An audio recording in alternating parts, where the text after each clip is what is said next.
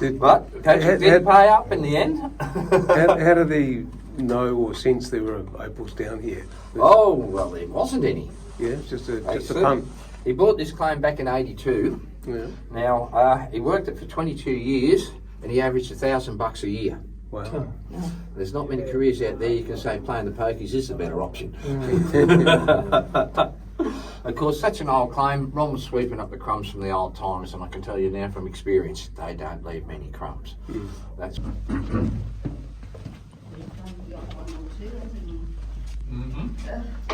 I can pour besides eat dinner and that. Yeah. Always picked by this shape, this rectangular shape will tell you that of course it was dug by hand. Picks, shovels, sledgehammer, a gat, and of course your trusty crowbar.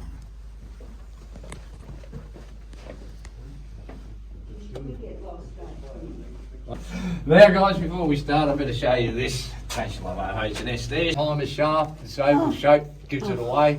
And of course there's his hand and foot holes in the sides of it as well. We're about roughly 64 foot underground here, basically, as well. Step there, actually you can see there, that tells me his opal was running hard up against the roof as well. And of course his fault line, here she is here, runs down there, through there, doesn't look like much, eh? But of course you can see the tree roots hanging out of the roof as well, too. So of course you'll know a level. Of course this opal clay level just happens to be the old inland seabed and riverbeds and that running into it. So of course basically what happens is it fills the cavities down here. A lot of your cavities are things like shells, teeth, bones, muscles, bits of wood, all that sort of stuff as well. Pippies as well. And of course see how he's full of sand? That tells me it was dead. Now the old timers used to leave that behind, blue-greens. Worthless to them in the early. Just aren't aligned or whatever, and that to actually make the colour. I thought that would back you up. Alright, is that a doublet? No, mate, that's a solid. That's a solid, is it? Yep. Dumbbells. That'll tell you, Skilson. Artificial opal.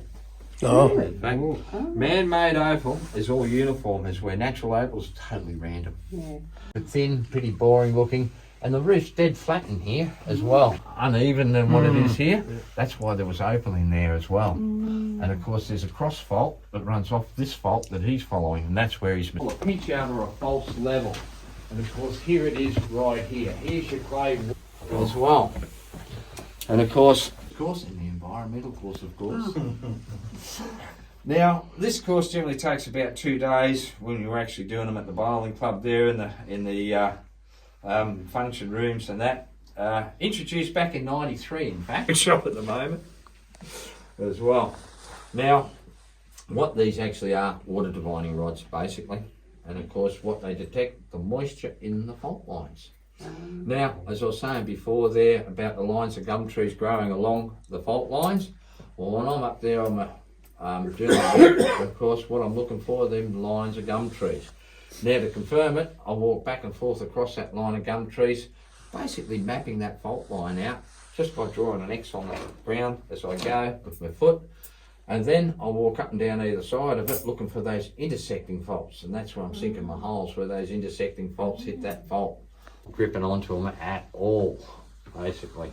Now, as I walk forward across this fault, you don't have to move, because look at this, round they go.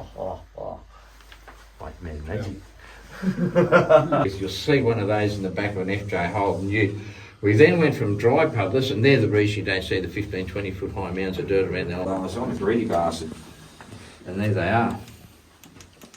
These are just a king size vacuum cleaners. That's my old blower on one of my trucks, and there's my new blower.